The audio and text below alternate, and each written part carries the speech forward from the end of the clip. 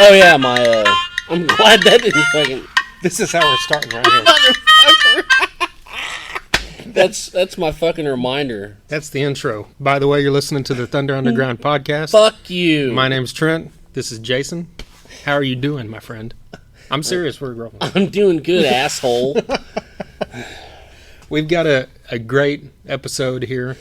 We're going to talk about some new music that just came out, and we're going to talk in a bit to Sprout from Kingshifter. Yes. We had a sit-down conversation with him. He was kind enough to invite us into his household, and we laughed a ton, got some great info out of him. Some good stories. Yeah, I think it turned out great. But before we get into that, we wanted to mention that this past Friday, because new music is now released on Fridays, in case you're out of the loop. That started here a month ago, I think. It's like a worldwide deal. But anyway, this past Friday we had new stuff from Disturbed, Pop Evil, Act of Defiance, Ghost, Buckcherry, Nelson. Well, no, Nelson's been out a while, but you just kind of started listening to that. And who am I forgetting? Lynch Mob. Yes. And The Sword. So let's kick off with The Sword. We just talked, a little bit about them on the last podcast with Steve Ray. Yeah. Because he's a big fan. And, yeah. And they're a band I kind of, I've been into for a while, but never really got, deep into them. But this new album, it seems a little bit more, I don't know what the right word is, laid back than the previous stuff. But it sounds like The Sword. It's got that kind of, stoner rock clutch vibe to it like it's always had. And it's a great album. Cool. I have not heard it yet. You say that it's kind of laid back, but it still sounds like them, right? Yeah. I mean, I don't know. That's cool when bands can do that, Yeah. I mean, it's still got that same sound vibe, but it's just a little more, not as in your face, I guess. I don't know if it really was ever in your face, but, Right on. And we've got I know we've both digging on this new Ghost. Let's talk about this. Yes. Ghost, I love this. I think, I don't know if I want to say I love it better than Infestus Mum, because but it's just so different, but it's the same, kind of like I just said. It's heavier, but it's heavier in their way. They're not getting growly or crazy or anything. It's just a little meaner and a little less epic than the last one. There's some great guitar solos on here. I've got to think that behind their masks they're doing insane guitar faces, because there's some pretty sweet solos on this record. It's just another good one from those guys. They can't do any wrong. I mean, if you love Satan, if you love 70s type kind of stuff, if you love eerie kind of epic, again Satan, this is your band. I mean, it's good stuff. They did not let me down. No, at first listen, I almost like it better than the first two albums. Really? But that's hard to say, because like you said, that second one is just great. Yeah, well, the first one, I mean, you can't beat that. Yeah. I don't think. But you mentioned... But this is great, don't get me wrong. You mentioned on an earlier episode we did where, how they they've themed each album. Yes. Has its own kind of sound. And like you said, this one's a little more evil. Yeah. And, I mean, not really more evil, just a little more heavy. Mm-hmm. And it just kind of, like even that first single, Cerise, had that kind of Slayer vibe to it, and that opening guitar. Yeah. And, it's different, but it's still Ghost, Yeah. And, well, what do you think about the new Buckcherry? I like it a lot, but I'm still, I don't know. It's the last couple albums they made, like All Night Long and that one about the 7 Deadly Sins or whatever. Mm-hmm. Whatever it's called, I forgot, were good, but they're just don't really jump out at me like the first 4 albums did. Yeah. So, but there's several songs on here like Cradle and Wood and the Madness that are great songs, and I mean they always have great songs in their albums. Yeah. But I don't know, just after a couple listens, I'm not like throwing it up there, with their top, the first 2 or 3 albums. So Yeah. I don't know. What do you think? I like Bring It On Back. I kind of see what you're saying. I think that they're one of those bands where I could make a great fucking mixtape. Yeah. Because that would span their career, because each album has, a lot of great songs, but there's also some songs that don't really stick to you. So, and also, you can't really do these, sexually charged,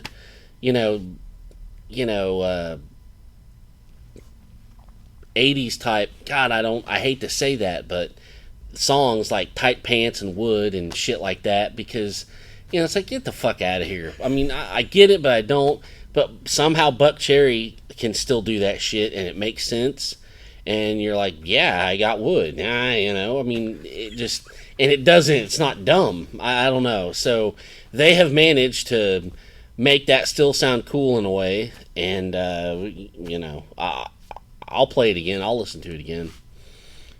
What do you think about Active Defiance? I heard that record. I haven't heard it all yet. I've heard most of it. It's chock full of talent. It's got to be. You've got guys from Megadeth, guy from Shadows Fall, the guy that's played with Joey Jordison. And Broderick was even in Jag Panzer. Yeah, Nevermore. Nevermore. That's when I first saw him. Yeah.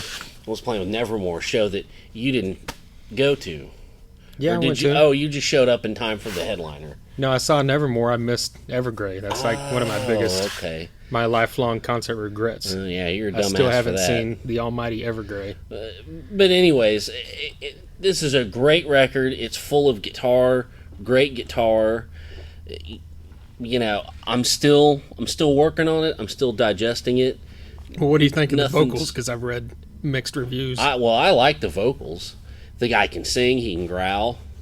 It's just nothing's really stuck out. There's no like memorable. I couldn't tell you a chorus of anything right now, but I'm still new to it, so the verdict's still out.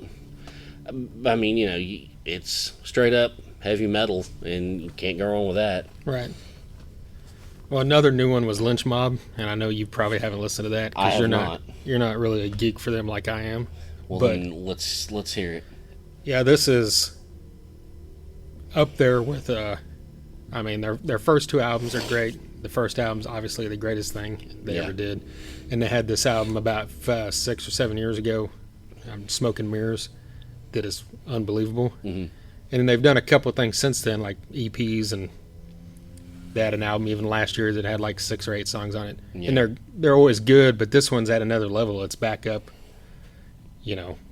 equal with Smoke and Mirrors and Wicked Sensation. Mm-hmm. And I know that it's the core of the band again, Jeff Pilson and Oni Logan and George Lynch. Yeah. And it sound like every single song, there's like no filler. His voice, is as good as it ever was. He's got that amazing kind of soulful, bluesy, hard rock voice. Mm-hmm. And of course the guitar work is phenomenal. Well, yeah. And there's not much else to say other than that. It's just, if you like that kind of, blues-centric hard rock, this is the album for you. So Pilson was on this one, huh? Yeah, I know he's touring with him now. I don't know if I haven't checked to see if he played the album. Well, who played drums on it, do you know? That I don't know. I know that I haven't looked into all that. I know the Bullet Boys guy was touring with him. Yeah. But speaking of the Bullet Boys, we bring them up here in a little bit. We will. Hold on, Well, we don't bring them up, sorry. Hold on, though. Okay. You still don't know who's playing drums for Lynch Mob. You need to get on that. I just told you. I don't know if he's playing on the album. Okay. It might be Wild Mick Brown. I don't know. Well, I saw him live. These are the things we need to know. So, I saw him live 3 or 4 years ago and Mick Brown was playing. So handle your shit, Trent. Yeah. Handle your shit. Okay. Well, speaking of handling shit, how's the new Nelson album? Those guys are going to be very disappointed to hear you say that. I just had to throw it in. I love them. I'm not going to. Because this new album, I liked it, and I'm not ashamed of it. the production is fucking out of this world. Metallica, are you listening? It's just crystal clear. It's executed perfectly.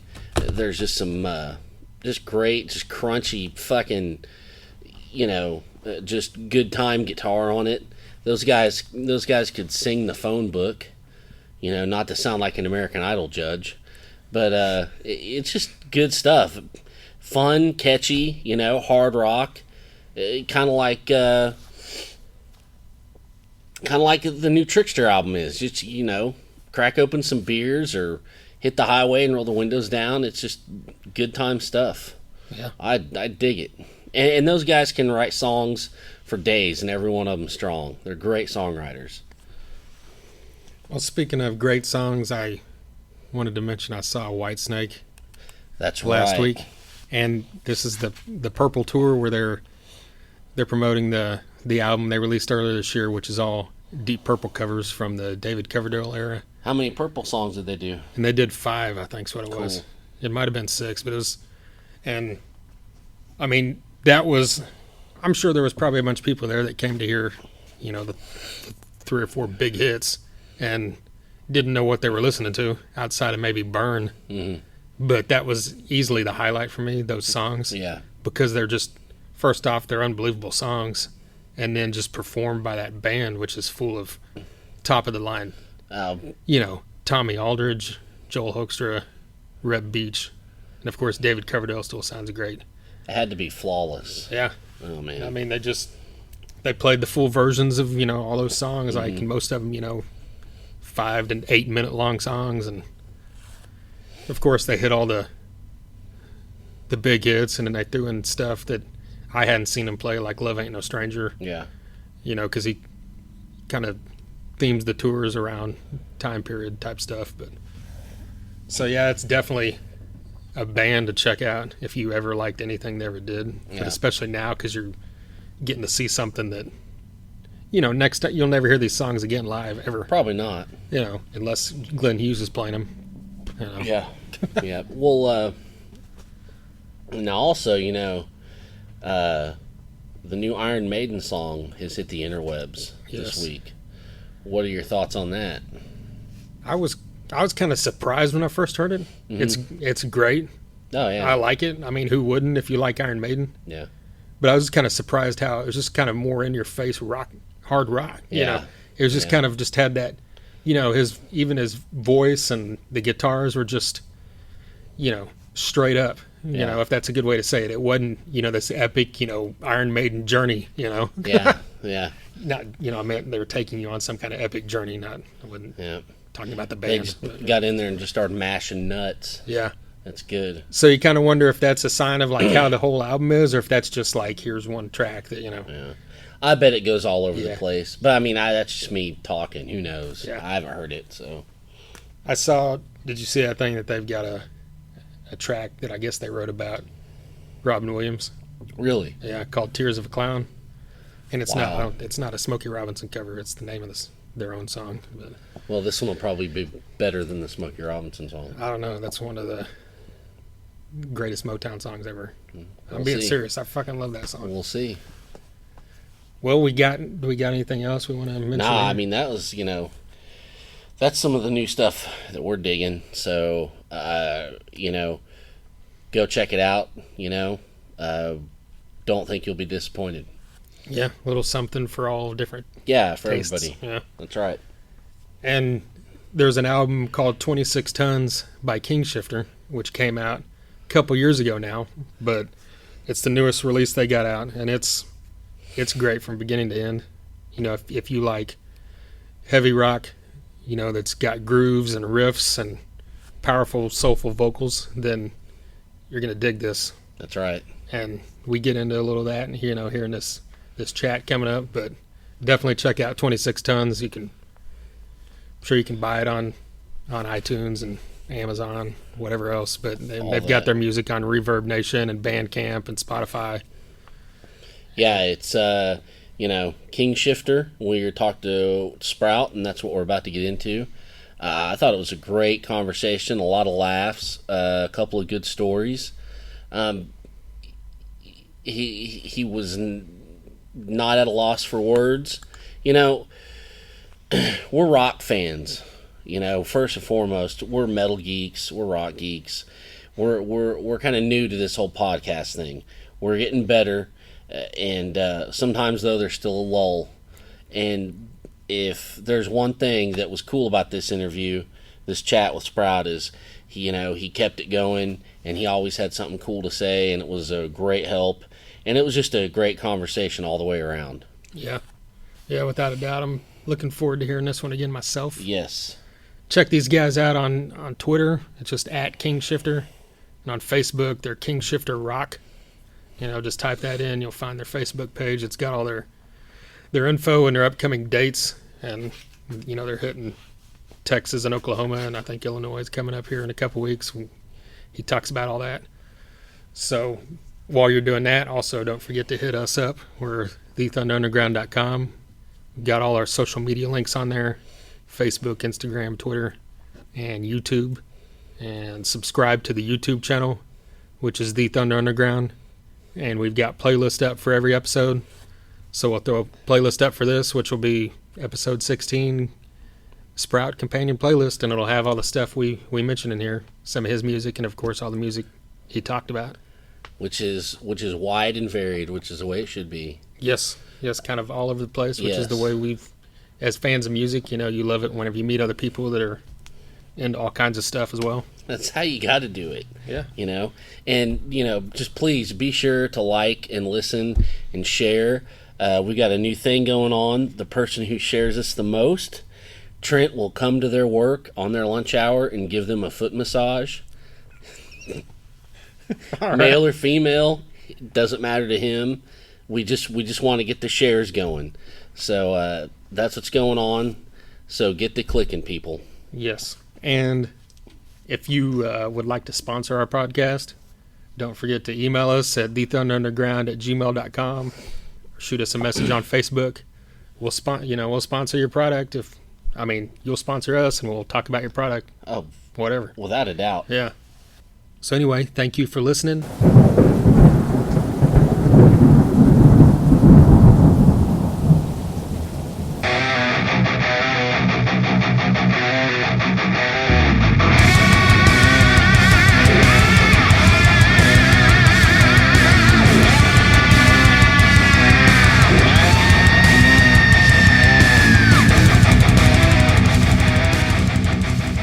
Family reunion for me anyway was the first family reunion where the youngsters took over. Really?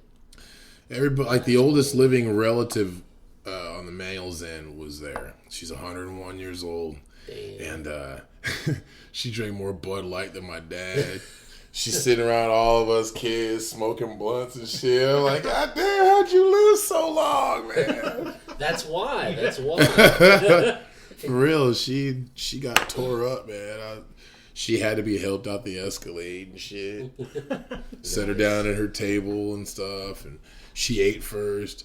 She got fucked up, and then they helped her back into the Escalade. It's like, man, I wish I could be like that when I get fucked up all the time and nobody know the damn difference. Yeah, right. No kidding. I mean, hey, it gives us something to look forward to in our old age. Yeah, my grandmother said there's 3 birthdays I should be concerned about. 16, you're sweet. 21, you're legal. And at 65, you get at Denny's for half price. So I think she was all right with that. Words of wisdom. Oh, man. Oh, shit. So you guys just celebrated 5 years at the Cotillion the other night, right? Yes, we did, man. It was a good night. Yeah, lots of booze, lots of friends, lots of debauchery. Nice. Is that, you guys played the Cotillion before, right? Yes, we've all played the Cotillion before a few times, opening up for national acts. We opened up for Pop Evil and Papa Roach there, and Texas Hippie Coalition, just a few. And over the years, we've had fun playing there, and we're fortunate enough to play there because before, many years ago, most local musicians didn't get a chance to play there because it's a place for national and regional touring acts most of the time. Right. But music is becoming popular ever so much more than there ever has before in Wichita, and people are actually supportive of each other and venues and things like that.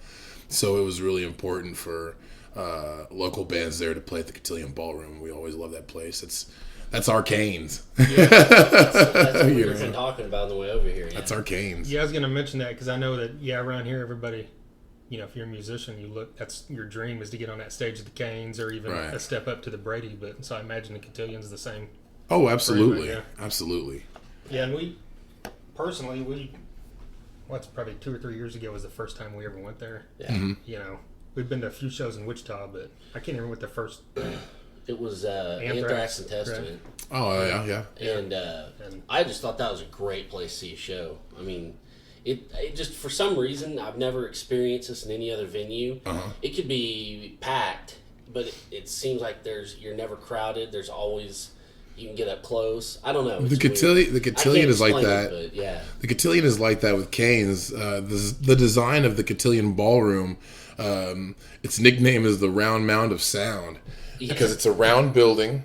Yeah. And even, the acoustics not a bad spot for your ears in the house. Right. And you can get like 900 people in there, and it looks like it's just. But you're so close and intimate with everybody. I've seen Zakk Wylde there in Black Label Society. Yeah. I've seen Anthrax with God Forbid. And I think that was the first tour Joey Belladonna came back. That was cool. Oh, yeah. I was like, right on, it's Joey. I love John Bush. He had a birthday recently, so. But, the guy from Armored Saint, he's awesome. Oh, yeah, we love John Bush. Don't get us started. We love both versions of Anthrax. I do too. Were you at the BLS Unblackened show? No, I wasn't. I was on the road. Okay. Cool. No, that was a good one. And we went to the Cotillion to see it, so. Cool.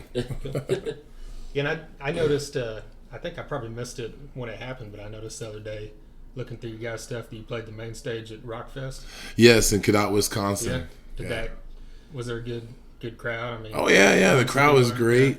The crowd was great.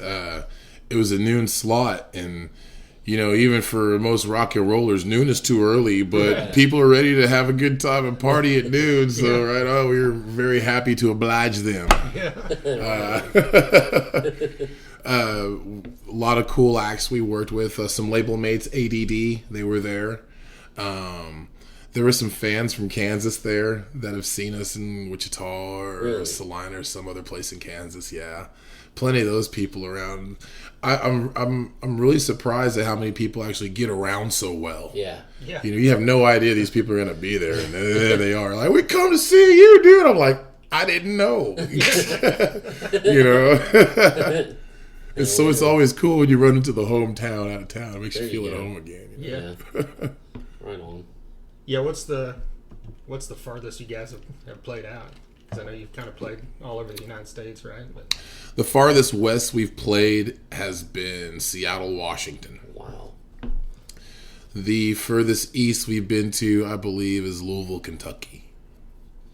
So we're still trying to break out onto the East Coast a little bit more, but we've pretty much covered every state on the west of the Mississippi. Yeah, and you guys you go out for periods of time, or how many shows do you guys think you do a year? Probably. Oh man, I lost count. I think the first year and a half, 2 years of Kingshifter, we'd always post a flyer to our pictures section on our Facebook page. After the first year and a half, I stopped counting the flyers, and the shows just got more and more. We always, in the beginning, we got in where we fit in. Of course, we were able and wanting to do a lot of touring from the start, but you got to work your way to that. So we did a lot of weekends, a lot of 3-week, 4-week shows, and we got signed by Pavement Entertainment in 2013. So our workload got really busy then. Cool. But as far as touring is concerned, we've been out there a month and a half at a time. We might be home for maybe 3 weeks to a month, but we'll always be back out there. Yeah, before we started recording, you were talking about, I think you brought it up, the fact that you live in a different state from the rest of the guys. Mm-hmm. Is that that's not really an issue, or does that make it hard to rehearse and that kind of thing? You just No. We've been playing together for so long, there's not really much of a need to rehearse. Right. When you're doing 4 or 5 shows a week for a period of a month, True. I mean, if you don't know your material, but a big part of that actually is that much of the material we've been playing since the beginning 5 years ago still. And so it's cool because there's a lot of people that haven't heard it that had a chance to hear it live, and kind of weird because we want to get writing some other stuff, but the demand is there, so we hit the road and go to places that we've never been before because people want us there. Yeah. And so we really do enjoy spreading the music around. We really do. I believe that this fall and winter we're gonna take a break and write a new record. Cool. So, I mean, you do all the lyrics yourself? Yes, I write the lyrics. Yes. Right on. You have just like notebooks, or do you like have a laptop, or? Oh man, these days it's whatever you can. I have a you can go to the store and get those 98-cent composition books. Yeah. Yeah. Most of what I write down on paper or in those composition books are mostly thoughts, and most of those thoughts kind of come together on their own. Yeah. If you're thinking about certain things and you find yourself branching off into another direction, that could easily be subject matter for another song. Mm-hmm. That's kind of how I do things. Yeah. 'Cause I feel I'm in tune with the world a little bit too much. Because I think about things that people don't want to think about, or say things that people don't want to say or wish they could say. Yeah. Well, that's good for music, or for lyric. Oh, lyric absolutely. Material, right? Yeah. Well, I mean, I gotta say, and on a personal note, "Unbroken," that song, that was just the way you were talking about the government, and you get paid and it's gone as fast as you see it. Oh yeah. I was just like, well, this guy knows what I'm talking about. So I mean, that's to have that to reach. And to like tune into that, that's a cool deal. For sure. I mean, it's there's a very human aspect of going to work. I mean, you ever had a job you have to wake up early to go to, and you see minimum satisfaction out of it? It may be you enjoy your job, but the compensation isn't what it should be. Yeah. Everybody has a right to get more if they do a good job.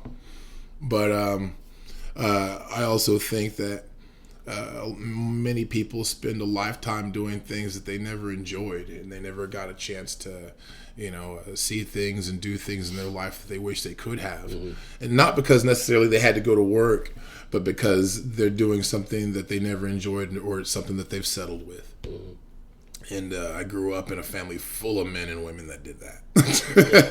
That's one of the reasons I am who I am today. Yeah. Hey, it's something there's no shame in it at all. Yeah. But you see it a lot more from that older generation, I think, if they just accept the way that things were. I think maybe now people are more willing to take a chance than people used to be 20, 30, 40 years ago. I heard my father the other day. He goes, I remember when I was 24, I was busting my ass working. Now there's this 24-year-old pimple-faced geek with glasses making $1,000 an hour behind a computer, and he doesn't see the light of day from his house. Right. So yeah, Pops, times they are changing. no kidding.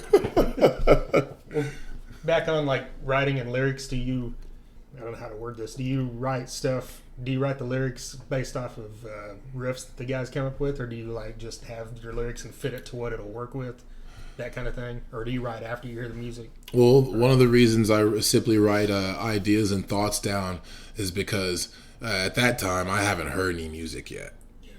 So I'll hear a riff, and it could either be this riff kind of makes me feel this way, so I'll go to the book, or it could be I have something in mind that I want to try that I'm not doing right now. And basically that's how 26 Tons ended up, lyrically anyway. I sat there and did the lyrics quick. And then it wasn't that long after I'm like, I'm gonna scrap the whole thing. Like I wrote the lyrics twice to those records because I went back after reading them all and hearing them with the music, and was just like, I think I can articulate some things a little bit better. I think I can be a little scarier here. I think I can be a little more blunt here. I think I can be a little more truthful here. I think it was more about the meat and potatoes of the lyrics instead of what's actually being said. That's awesome. Anybody can say words, but they've got to have substance, and that's what I wanted it to be. Yeah. Right on. And everybody else in the band, they attack their job with the same type of mentality. I know Kevin, he'll sit there and he'll play with a riff and he'll record it and he'll sleep on it a day or two and he'll be like, all right, this ain't to my liking, or this is badass, I'm keeping this. I mean, you ain't gonna know until it comes out of his kitchen, you know what I'm saying? Because he'll put the riffs down. Nice. But everybody in the band pretty much attacks the writing of what they do with the same precision and the same drive. Cool. Well, say this is a question we like to ask people. Say random person's listening to this that has never heard Kingshifter. Mm-hmm. How would you describe it? I would describe Kingshifter as some good old down home hard ass rock and roll. We're not. I like that. We're not out to reinvent the wheel. We're not some rock and roll band sent back through time to a post-apocalyptic world to save the music business. We're not some band that's out there playing dress up and wearing somebody's clothes or auto-tuning and shit like that. It's just four motherfuckers doing what they do best. Nice. And that's what I enjoy about Kingshifter. It's not about glitz, it's not about glamour. We don't need to do Kingshifter to make a living. Yeah. We love to do it, and it works, man. Oh man, I wish you guys see everything, man. You guys would be like, holy shit, there's still a band. I wish you guys could see all the cool stuff that happens in a band and all the hard stuff that keeps you together. I mean, a band is like having a wife. Yeah. You got three other dudes in the band in the marriage too. We all got our hang-ups. We all got our, quirks and things like that. But to be in a band that does this for any extended period of time, you really get to know those people, and they really do become a part of you. Definitely. And that's one of the major things that keeps me in the band. It's the one thing that's not once in my time with them has ever made me feel like leaving. Yeah. It's really hard to find musicians to jam with like that. And it's, everyone has hang-ups and problems with each other or whatever from time to time, but, what you guys create together is, I'm not good at math. What's that saying? The sum is better than the parts, or something like that. It's equal to the parts, or what? Yeah. So I graduated, but I forgot. I just ruined this interview. No, you didn't. But I know what you're saying. That's right. And I also liked what you said a minute ago about we're not reinventing the wheel, and that that and you recognize it. I think makes you guys that much more powerful, because it's got to be hard to reinvent the wheel nowadays, because everything's done and there's so much stuff, and just to get out there and just slam it, that's refreshing. That is interesting. I mean, for the most part, like you said, there really hasn't been much that hasn't been done. Yeah. The older I got and the more curious I became about music in general, I just started being a student instead of somebody who thought they knew something. Mm-hmm. I mean, you can go back to Wagner or Paganini, or that's just heavy metal without electricity, man. Right. Great point. Yeah. Some Mozart's air supply without the Australians, It's every period in time had its heavy stuff, had its more emotionally driven music. even in those days, would be seen to an extreme. Mm-hmm. Nowadays, we're so used to these extremes and we're so used to it, it's not necessarily something we haven't heard anymore. So I think what music should really revert back to is not necessarily the technicality or style, but they should revert back to the attitude and the feeling rock and roll contains, because that's what makes rock and roll rock and roll. Yeah. That's what that is. People really, a lot of people I know really get that twisted sometimes.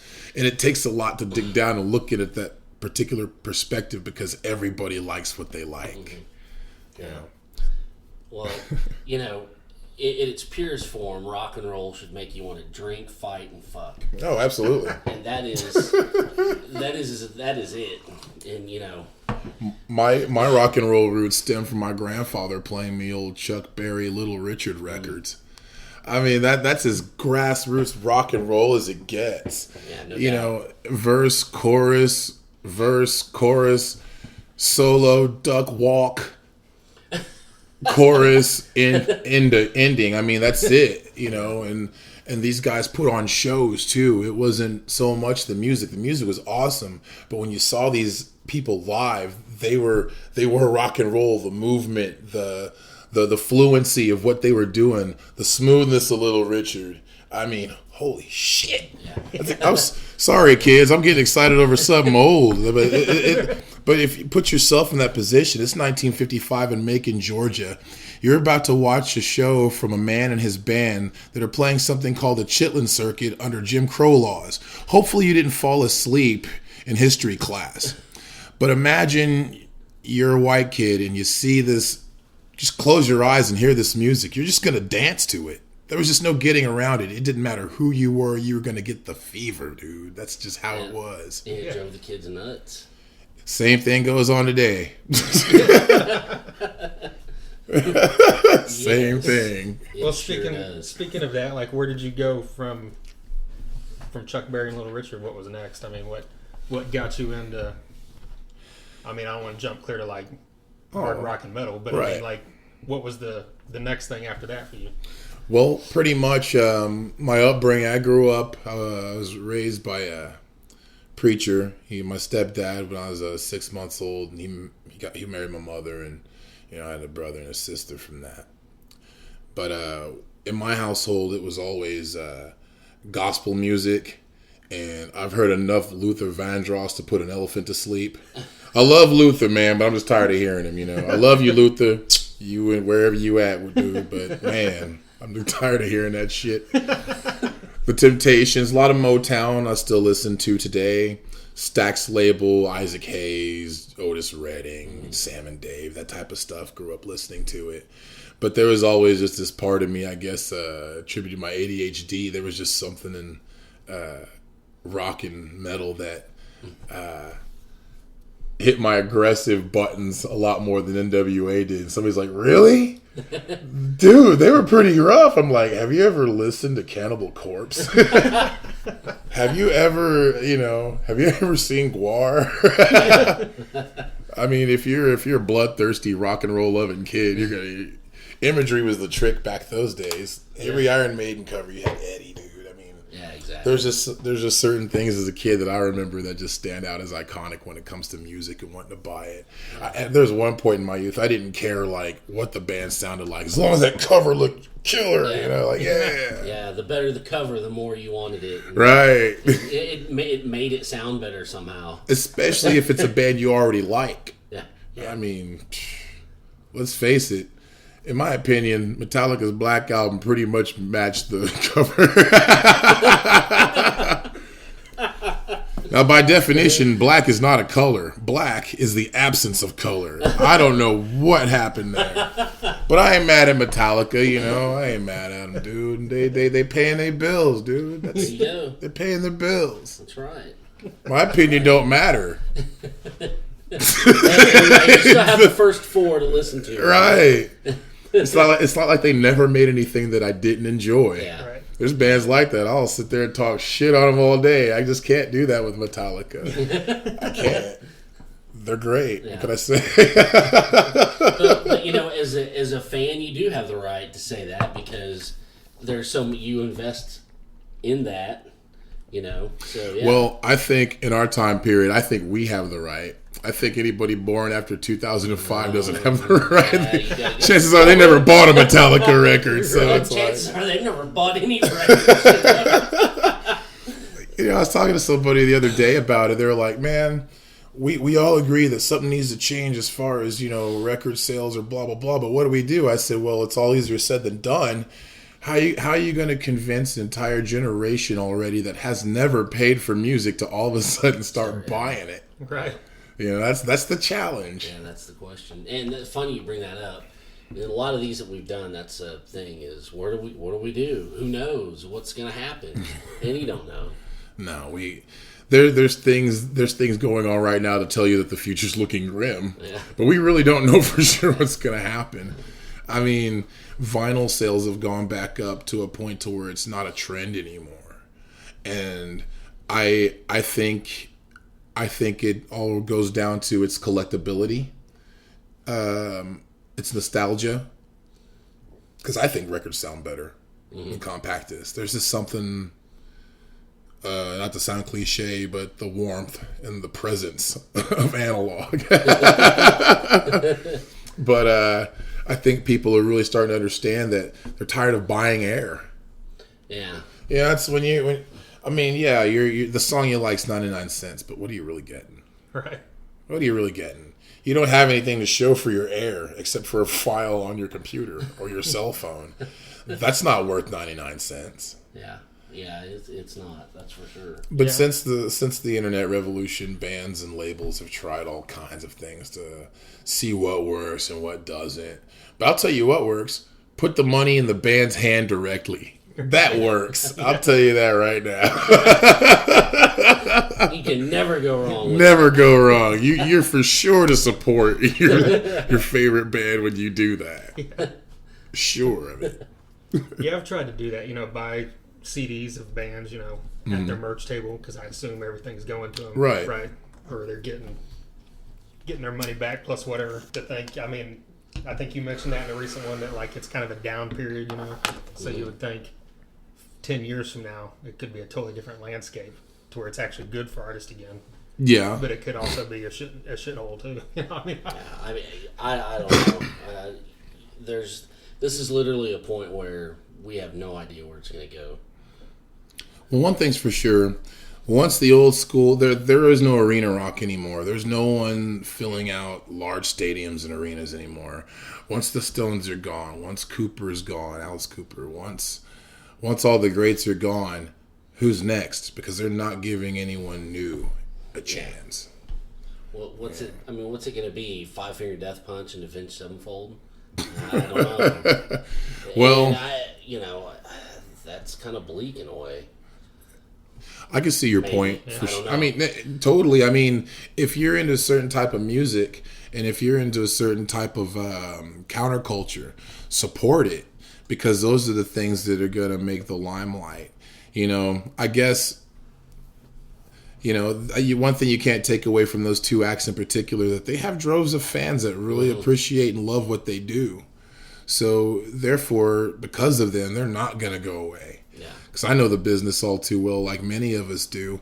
If you don't have those people, your longevity, you may be able to continue going on your life, playing music and being content and happy with it, but you won't have that type of level of success as you would if you don't have the fans to back you. Mm-hmm.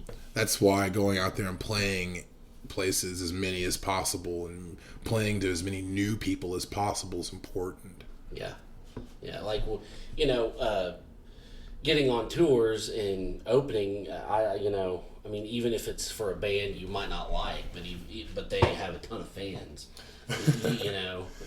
I would imagine that'd be something to go for. Other than, I don't know. We went on tour with Tantric twice last year. Really? Wow. Yes. Wow. And how was your reception on that? Like from fans? Oh, it was great. Really? We were pretty much in front of their fans. That's right. We have fans all over the country and people that showed up to shows, but them cats have sold over 1 million records. Yeah. They've done that in their career and they've had the commercial radio success. So it was interesting to see how they function and how they worked. And they're very professional guys, and they're really cool guys. And man, they're more than willing to share their food or their beer because, you know, them cats, they get more than what they need anyway sometimes. Right. You know? So they're like, man, come on, I'll get y'all a beer, you know, or get something off this meat and cheese tray. I think I borrowed Hugo's coffee mug like 8 times that tour for my throat coat, you know. Just nice guys, you know. And the only thing I really knew about them was that single breakdown. Right. That was the only thing I knew of them before that. And, you know, I got to see what goes on live. Like, right on. And so you get to hang out with them every night and see what they do. It's just cool. You know, I never thought in a million years, you know, I'd be on tour with Tantric. Who'd have thought? Yeah, but it happened and it was fun. Well, speaking of that, like, are there any bands that, like, who would be an ideal band that you'd love to tour with if you had the chance? Oh, man. Besides, obviously, like, opening for Avenged Sevenfold or something. But, I mean, like, I would... the obvious answer, I mean. Oh, man, I would love to be on tour with Clutch, Down, Crowbar. Nice. I really love Orange Goblin. Orange Goblin's my shit right there. I love Orange Goblin. Wow, who else? I did say Crowbar, huh? Yes. I think that'd be about it. Yeah. There's other bands I'm pretty sure I haven't heard out there that I'd love to tour with, and I hear new stuff that's really cool all the time. Mm-hmm. So that gives me hope. Yeah. Because you never know, one of these other players might come up, you know. Yeah. There's some kids in a garage somewhere right now. Ready to kick your ass, you know. I remember when I was 14, we weren't that determined. These kids are on Steve Vai level right now, man. I'm like, dude, there was a kid in Guitar Center one day. I mean, he had to be like 9, and he was like, just shredding it, huh? I'm like, there's no way when I was 9, I was still trying to beat Super Mario Brothers. What the hell? That's crazy. Yeah, you mentioned that. Oh, I had like instruments as a kid, but I never really got interested until I turned like 13 or 14. But I remember I got my first guitar, it was an electric guitar that was sitting around my grandfather's house. Oh, you could have it. You know, I just tore it the hell up. Yeah. You know, I didn't play it. The early days of MTV were really influential. Yeah. You could do crap on MTV and imitate it. Yeah. I think I got my ass beat one good time because I was 6 and I stuck a guitar string that broke into the light socket. I couldn't shit myself. But take that as a lesson, children. If the 110 watts don't work or volts don't work or get you, your parents will. Yeah. Oh, and it's the amps that kill you. Not the voltage. Yes. Was that the extent of your instrument playing, or did you? No, I still play guitar from time to do? time. Cool. Yeah, I do a solo acoustic set sometimes. Sometimes I do a song with John Halata from the Joint Effect. Right. Yeah. And I still like playing acoustic guitar, and I started out playing hardcore punk guitar in a band called Sleepy Weasels. We named that band after our favorite movie, Hot Shots. You know that film with Charlie Sheen? I and haven't seen that in forever. yeah, what was his name? Who was in that? Jeff Bridges' dad. Lloyd Bridges, yeah, right? Yeah, he was using all those like films. They were funny, but we call ourselves the Sleepy Weasels after the name of the operation. Right. That's awesome. But I've always had fun playing an instrument. I played bass for a little while in a band, but that was a very long time ago. I've tried to play instruments in other bands in recent years because they're like, you know what? No, you're a lot better off not holding a guitar. You're so much better as a performer and a singer in a microphone. Part of me was, well, thanks for the props, but it was like, you motherfuckers, man. Because guitar players can be kind of territorial too. Either they much rather work alone, or they're really feeding off who they're writing with. Yeah. You know, and a guitar player could be either way at any time. Like, I've met guys that have worked alone for years, and it's like, wow, I want to work with that guy, and they worked with him. Yeah. Things went well. Right on. Cool. Well, going back, who were your biggest early influences, like vocal-wise, that made you want to be a singer? Otis Redding, he had this uncanny knack for begging for chicks in his music. I loved Otis Redding. I love Little Richard. Phil Anselmo, I really enjoyed his stuff. Lynch Straight. Nice. He was kind of, for me, he was kind of proof that you really didn't have to sing. You just had to have that damn attitude, man. Snot was nothing but attitude. Undisputed attitude. LJ from Seven Dust, Corey Glover from Living Color. Really, really enjoy that guy in particular, Corey Glover. Oh, I love the shit out of LJ Witherspoon from Seven Dust too. I had a conversation with him a couple years ago. He was at the Riot Room in Kansas City, Missouri with his wife, and I was talking to him outside on the sidewalk, and we were just talking for a minute to his car. And I said, hey, LJ. He's like, what's up, man? I was like, man, everywhere I go, people compare me to your ass. He goes like, man, don't people know we look different? Because we both got a septum ring, dreadlocks, but I'm just like 1.5 feet taller than the guy, you know? He's short. I was like, sometimes you wonder if people actually paid money for a ticket. They don't even know what you look like. But I was like, man, everywhere I go, people are comparing me to you. I was like, so who do people compare you to? He goes, man, I'll never, ever shake or escape Corey Glover. Wow. I was like... That's almost just a stereotypical thing in a way, too. Well, because, I don't really hear... he's got the same kind of soulness, but not... That's what... That's the thing I think that kind of connects black vocalists. Which there are plenty of white vocalists that have just as much soul, man. There's a couple I can think of off the top of my head. It's fucking great. Yeah. But I think a lot of it isn't necessarily based off stereotype, but based off what they actually see. They don't see so many black, rock singers, at any given time. So the list or pool is small to compare it to.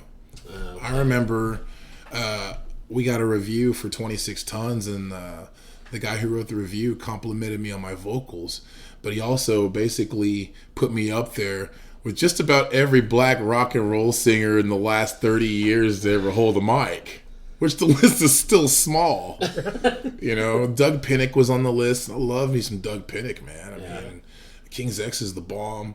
As underrated as they come right there. Yeah. You better believe it, dude. Yeah.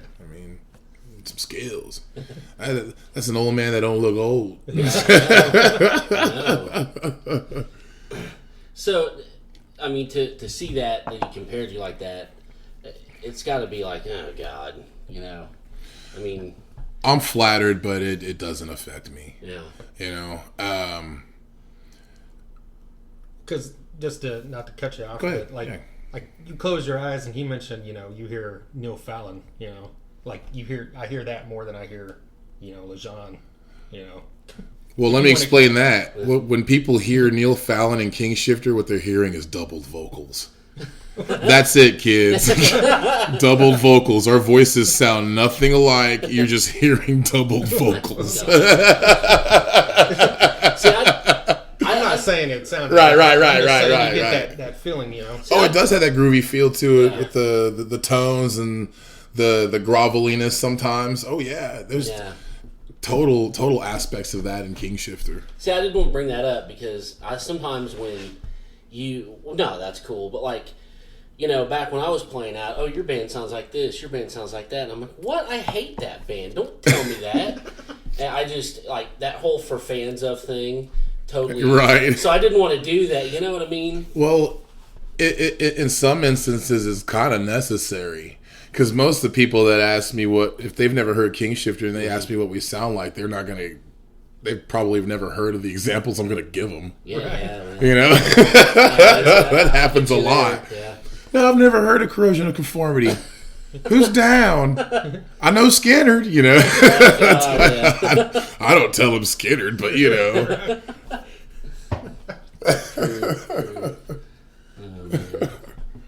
You know, but I guess it's whatever people can connect something to. Yeah.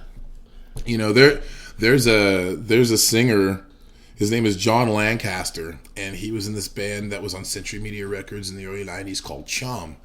And a friend of mine had this cassette tape of their full-length album from Century Media called Dead to the World. He played it, and I was like, man, this music is the bomb. I was like, is the singer black? Because he had this Prince / Ready for the World type of voice. Mm-hmm. Something like you totally wouldn't hear, like something real slow. He's like, no, dude, here's a picture of him. I'm like, what? He still blows my socks off, man, with his vocals, dude. He's so good. He's got a solo project just simply called John Lancaster. And I believe Mac Walker, who is also in Chum, is playing with him. So the music is good. Each John Lancaster record gets better and better. But John Lancaster, his vocals are great. I mean, dude's got some soul. He's got some pitch, some accuracy. Boy can wobble, man. He's good. He's good, dude. Right on. Sometimes it ain't so much screaming and growling and stuff, man. It's somebody actually putting their heart out there. I'm not saying that somebody that screams doesn't. Yeah. But different things come from different places. Mm-hmm. That's the only way you got to let something out sometimes. Oh, of course. You know? Of course. I'm about to lose mine, I'll tell you that right now. Yeah. Don't be alarmed, children. This is a bong rip.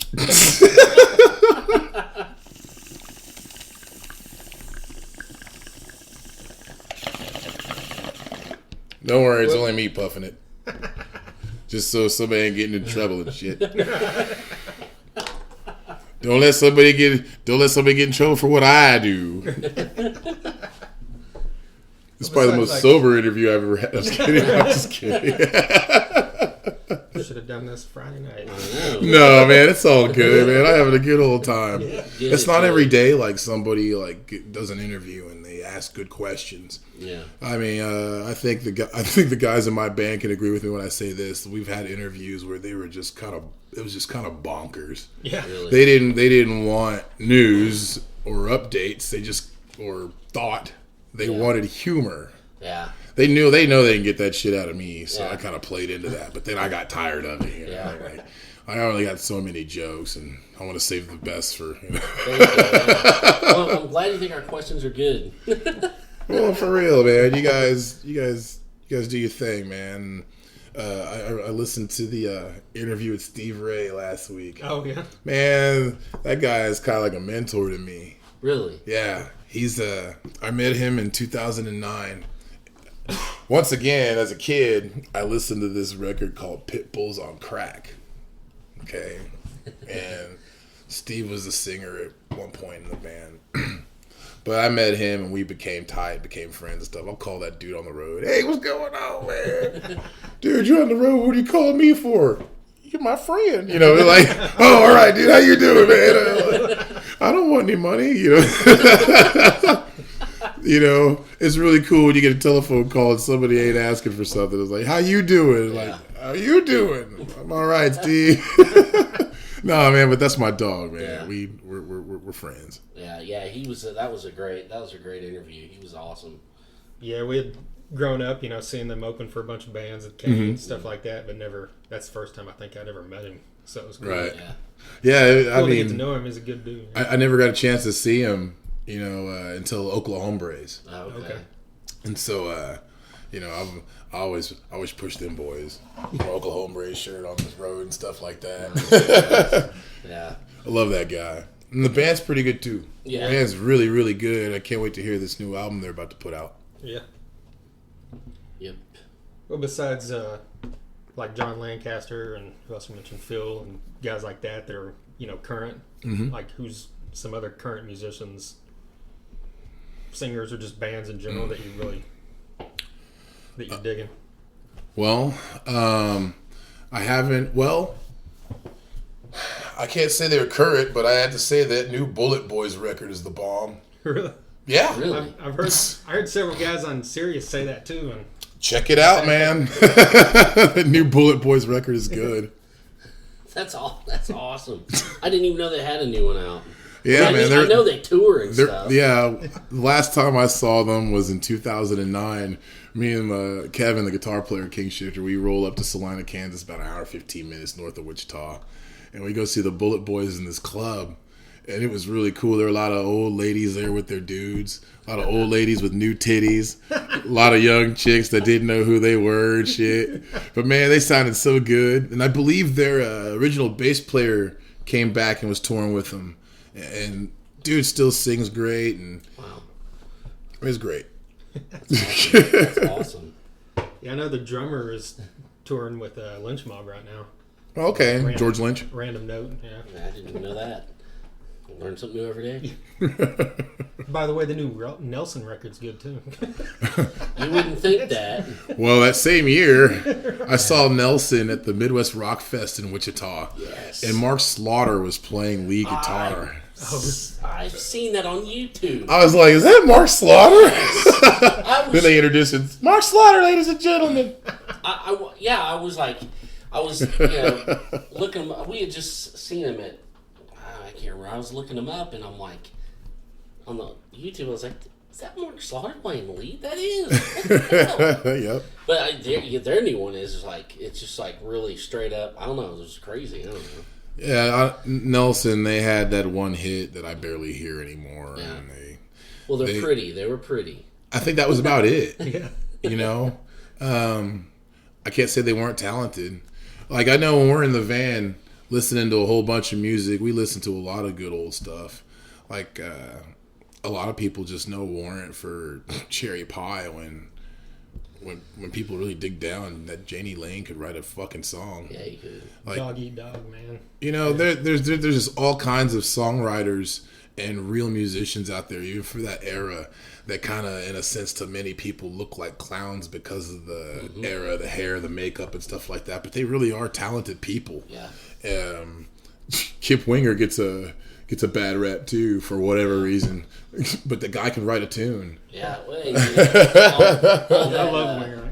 All that, the fluff of the time and all that, for lack of a better, Right. It masked what these guys could really do. Like, I'm not a Steel Panther fan at all, and people are like, I'm a Rat fan, and people are like, how can you like Rat and not like Steel Panther? I think it's pretty easy, dude.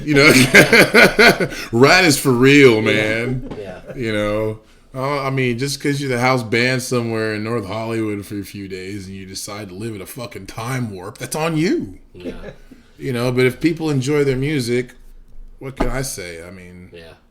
I'm outnumbered. More power to Steel Panther, But yes, Rat is awesome. Yeah, I saw him I last saw him at Rocklahoma in 2013, and it was the same night Guns N' Roses was playing, and my wife, we were out there, and she's a big Rat fan. She loves Bobby Blotzer. Anyway, it was like 90 degrees outside, and Stephen Pearcy was wearing this black blazer on stage and a stocking cap, and then he looked like he was hot, man. I mean, like, damn, bro, I'm burning up. Take that shit off. He took his blazer off. My wife is cheering, yay! And then he lifted up his arms, and his arms started flapping, and she was like, ugh. She turns and looks at me and goes, I don't look like that, do I, honey? He's like, oh, no, baby, you don't look like that at all. No, you're beautiful. You're finer than Stephen Pearcy. Trust me. Just trust me, baby. You're finer than Stephen Pearcy. Yes. They all get older. Yeah, I'm going to get older one day. But I'm going to try and do it like Denzel, you know what I'm saying? Yeah. I'm going to give it my best to do it like Denzel. Yeah. I want to be the Denzel of the music world. There you go. Black has a hard time of cracking anyway. But I'm just going to give it my all. Take care of myself a lot better so I can look, halfway decent when I'm old and shit, That's the key. Well, you mentioned Rocklahoma. Is there any, you got any good stories from Camp Yeager? that you can say on Yeager, Oh, man. Well, usually most of my festival stories start out I was high on weed, but oh man, the other than the normal campground people puking in public and drinking at 9 a.m. and stuff like that, which can be enjoyable if your liver can handle it. There really wasn't anything out of the norm for a festival. Mm-hmm. You know, there was some mud wrestling going on last year. Yeah. I remember Camp Jaeger, that first day, they didn't have any hay on the ground. And it rained, of course, and people were trampling through the mud. It got deeper and deeper. The next day, they had hay laying out. And since our Saturday night performance was canceled, that Friday night, Scattered Hamlet was supposed to play, but he called it because of the rain. My wife and I went home early. And we got back home, I showered up, cooked dinner, chill on the couch, about to spark me a doob, and then we're watching the news, and here comes the storm. I'm like, oh man, let somebody know out there, because they probably just kicking it, not even knowing what's going on. I'm like, Roger, man, the thunder's coming, bro, the thunder's coming. Roger's like, what? The thunder's coming, man, the storms are coming. He's like, oh yeah.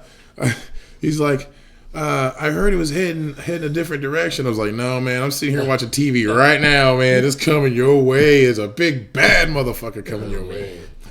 Roger was like, well, Derek's iPhone says it's going to move northeast of us. I said, you're going to trust an iPhone? Never trust an iPhone. It's faulty. Sure enough, they got hit. Yeah. You know, they had weekend passes, so that's why they stayed. And whoever was in a tent got flooded. You know, we got stuck in the mud trying to get to a stage. Wow. You know, that was irritating. Yeah. We only had to go 1,000 yards, and we had to have like a bobcat pull us out. Good Lord. Our tent got flooded. Like I said, I've told this story before. My brother-in-law and sister-in-law, they were working there, and their tent got flooded and blown away. They had to sleep in their car the rest of the time. It was nuts out there. Yeah, they were way understaffed too, because there's a lot of vendors camping in the artist campground. Wow. And they were parking on the road where there was none of that before. Wow. So we could have some place to get in and get out. Yeah. They were just really understaffed this year. And I think that would be my only complaint about it. Yeah. It really wasn't all that secure for anybody who...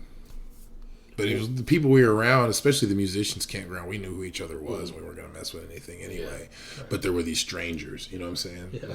People we don't know. But, you know, it's a good thing. That's how we got turned on to you guys. Oh, really? We've seen you guys there last few years, a couple of years at least. Is this the third year you played or fourth? This was the third year we played. Cool. Yeah, we submitted 2 years before, and we didn't make it. No big deal, you know. First you don't succeed, try again. Yeah. So we're glad that one opportunity led us to come back 2 more times. You know, we really do like playing for the people, and that's awesome. That's what we enjoy to do. Yeah. Hell yeah. I like it. Well, what'd you do? There was a band before Kingshifter, right? That involved some of the same members? Yes. And that was that Torque, is that right? Yes. Okay. It's called Torque. And how long were you guys together? I was in Torque for 2 years. When I joined Torque, the only person I knew personally was Derek. And he's the bass player at Kingshifter. I knew the drummer because he's the father of another drummer that's in Wichita area at the time. So 2 people recognizable. The other guy really didn't know who he was very well. But Kevin came in later on as a second guitar player. Kevin was probably in there for about a year. So altogether 6-7 years we've been jamming together. Me and Derek, Kevin. So we pretty much know each other to work with each other. Oh, yeah. It's very comfortable. It's very comfortable. Cool. Does the name have a meaning behind it? No, it really doesn't. Not to me anyway. I know what it means to me, but as far as its actual meaning, I don't have one. I mean, I didn't necessarily name the band. I think we didn't come up with a name until maybe 15 minutes before we got to the venue of our first show. Seriously? Yeah, we opened up for Texas Hippie Coalition in Salina, Kansas at this bar called the Blue Goat. And we've been kicking around names and combinations for weeks. I mean, weeks. Nothing sounded good. Nobody could agree on anything.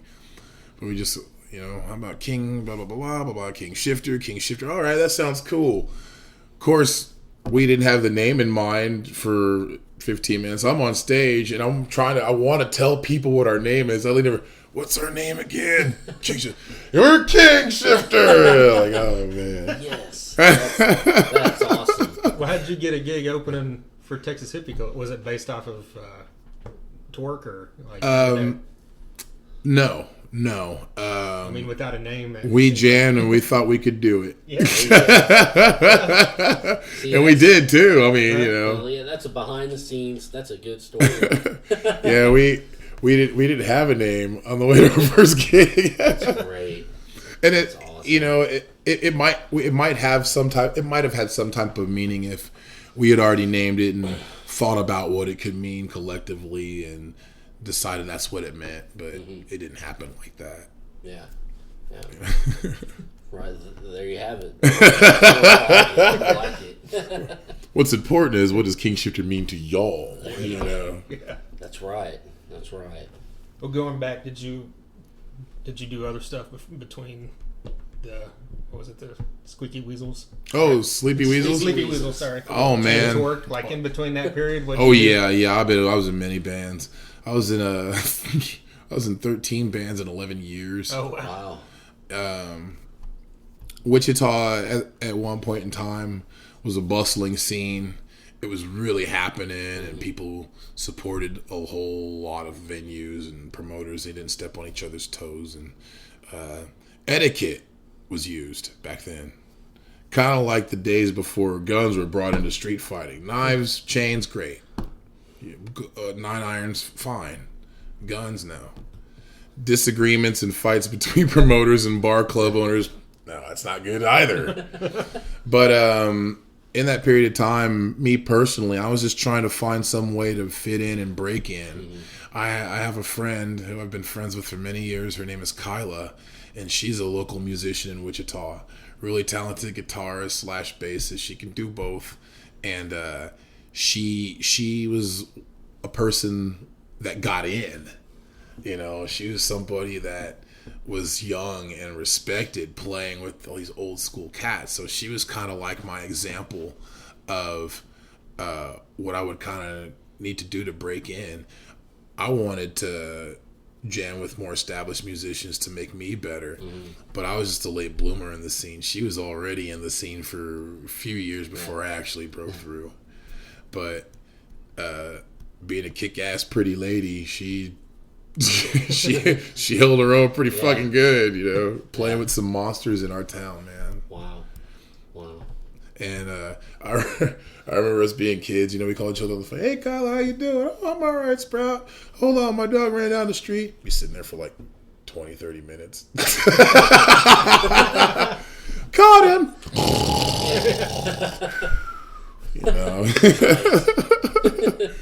But no, she's a really cool cat. Well, like outside of music, I know you're into books and reading and stuff. I saw on Facebook, but like what else? I like to read. I like to go hiking. I like camping. I like anything that has to do with surviving in nature. I like knives and hunting, which I don't do much of anymore. Yeah. I haven't hunted for quite a few years. I used to go to the rattlesnake hunt in Winoka. Really? Yeah. That's awesome. Yeah, I was the first brother to catch a rattlesnake without a stick since 1968. It was great. There's a local radio DJ in Wichita. I went with him once or twice. And he's like, here's how you do it, Sprout. Oh, wow, I didn't know snakes couldn't see behind them. Can you? I'm like, nope. All right. So he likes to catch lizards and stuff like that. There you go. Cool. Well, you guys got this is probably going to air next week. So, I mean, go up next week. So, what gigs do you guys got coming up after Labor Day? Or do you got anything scheduled? Man, I don't even know when Labor Day is. Next weekend? Yeah. Okay, that's next weekend? Yeah. Wow. Not this, like a week and a half. Wow. I know that September 10th we will be in Illinois playing Revival Fest. It's something our booking agent is promoting and putting on that he does every year. And then on the 11th we got to make a nice drive to Fort Worth. Oh, man. And then on the 12th of September is my birthday. We're playing at the Blue Max in Midland, Texas. Right on. My birthday's the 11th. Really? Yeah. Right on. Birthday in advance. Right on. Fort Worth, are you playing the... We're playing at the Rail Club? Mm-hmm. Yeah, and at the old Pantera Stomping Grounds? Yep. Right, yeah. That's awesome. Yeah, we played in Fort Worth at Tomcats West just a few weeks ago toward the end of our tour. Cool. And that was a lot of fun. It was a Thursday night show. It was pretty good, too. Hell yeah. Yeah, I drank a lot of whiskey that night. I drank a lot of whiskey that night.